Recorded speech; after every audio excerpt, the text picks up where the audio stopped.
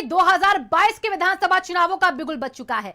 अब इसके चलते इस बार वोटरों को लुभाने के लिए जहां बसपा ने ब्राह्मण सम्मेलन कर ब्राह्मण वोट बैंक में सेंध लगाने की कोशिश की, तो वहीं मंगलवार को राष्ट्रीय लोकदल के राष्ट्रीय अध्यक्ष जयंत चौधरी के निर्देशन पर जनपद मुजफ्फरनगर की खतौली विधानसभा सीट पर रालोद ने भाईचारा सम्मेलन की शुरुआत की है। खतौली के श्रीराम गार्डन बैंक्वेट हॉल में आयोजित भाईचारा जिंदाबाद सम्मेलन में 36 बिरादरी के हजारों लोगों ने हिस्सा लिया।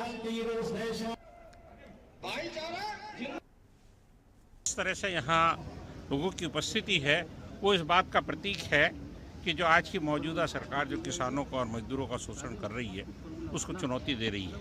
ये उपस्थिति इस बात का सबूत है। तो मैं तो आप सबका यही धन्यवाद देते हुए और आम जी सरकार से यही मांग करता हूं कि जो किसानों के जो ये 3 बिल किसान विरोधी बिल लाए हैं इन्हें वापस करें। ये हमारे अपने को जातियों में बांटते हैं, धर्म में बांटते हैं, धर्म में बांटने के बाद हमारी वोट बटोरते हैं। ये एक गलत तरीका है, ये डेमोक्रेसी का तरीका नहीं है। इसलिए हमारे राष्ट्रीय लोकदल का एक ही प्लान है कि सबसे पहले भाईचारे को इकट्ठा करें और भाईचारे को एक अच्छे वातावरण का संदेश जाए। उसके लिए ही भाईचारा प्रोग्राम जयंती ने रखे हैं। पूरे प्रदेश में हमारे नेता राष्ट्रीय अध्यक्ष आदरणीय जयंत चौधरी जी ने एक निर्णय लिया है कि पूरे प्रदेश में भाईचारा सम्मेलन आयोजित किए जाएंगे और जो भारतीय जनता पार्टी जुमलेबाजी की राजनीति करती है और जो क्षेत्रीय समस्याएं हैं उन सबको उजागर करने का काम राष्ट्रीय लोकदल करेगा। पश्चिम उत्तर प्रदेश में सिर्फ एक ही नाम चलेगा, भाईचारा जिंदाबाद, राष्ट्रीय लोकदल जिंदाबाद और जयंत चौधरी जिंदाबाद। चौधरी की चौधराहट कायम होने जा रही है। सचिन हमारे साथ जुड़े हैं ज्यादा जानकारी के साथ इसी खबर पर। सचिन, यहाँ पर सम्मेलन के बाद अब किस तरीके से लोग प्रतिक्रिया दे रहे हैं और क्या मकसद पूरा होता दिख रहा है सम्मेलन का?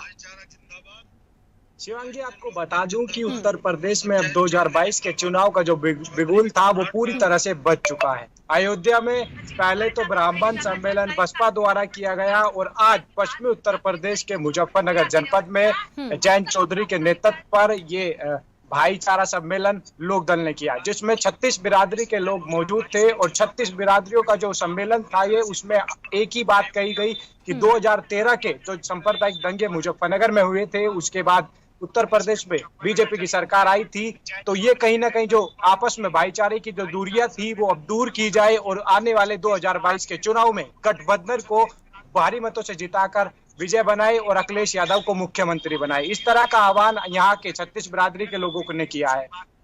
जी हाँ, बिल्कुल सचिन, यहाँ पर देखिए अब नए समीकरण को जो तैयार करने की कोशिश है दोनों पार्टियों की, क्या अब आज के सम्मेलन के बाद अगला टारगेट कुछ खास लोगों पर रहेगा, कुछ खास जाति के लोगों पर रहेगा?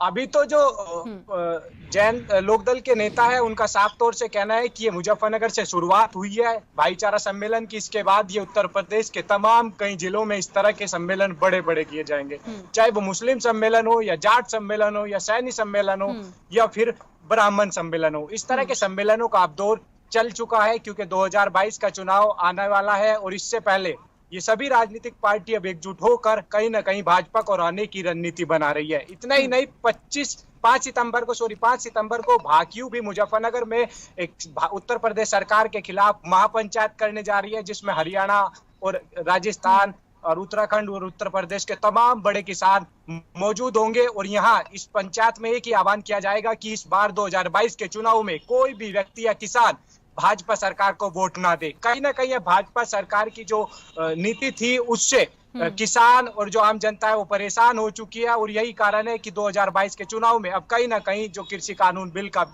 विरोध चल रहा है पिछले 8-9 महीनों से गाजीपुर बॉर्डर पर, ये भी कहीं ना कहीं इफेक्ट डालेगा और इस बार पश्चिमी उत्तर प्रदेश की राजनीति किसके सिर बैठेगी वो आने वाला वक्त बताएगा। जी सचिन, यहाँ पर पश्चिमी इलाके के जो ब्राह्मण हैं, जो पश्चिमी ब्राह्मण का एक गुट है, उसको लेकर सपा पूरी तरीके से जोर लगा रही है, रालोद भी लगा रही है, क्योंकि हर एक राजनीतिक दल इसी की तरफ आकर्षित हो रहे हैं। अब ऐसे में किस तरीके से ये महासम्मेलन इन लोगों को अपने पास लाने की तैयारी में जुटा है?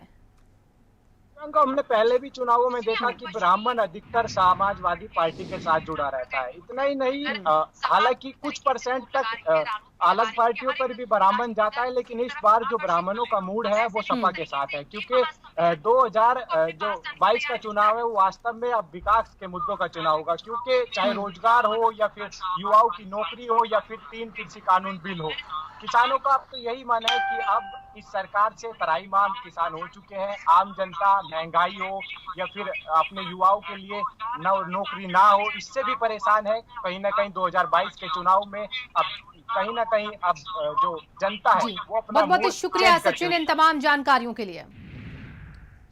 तो जासूसी कांड समेत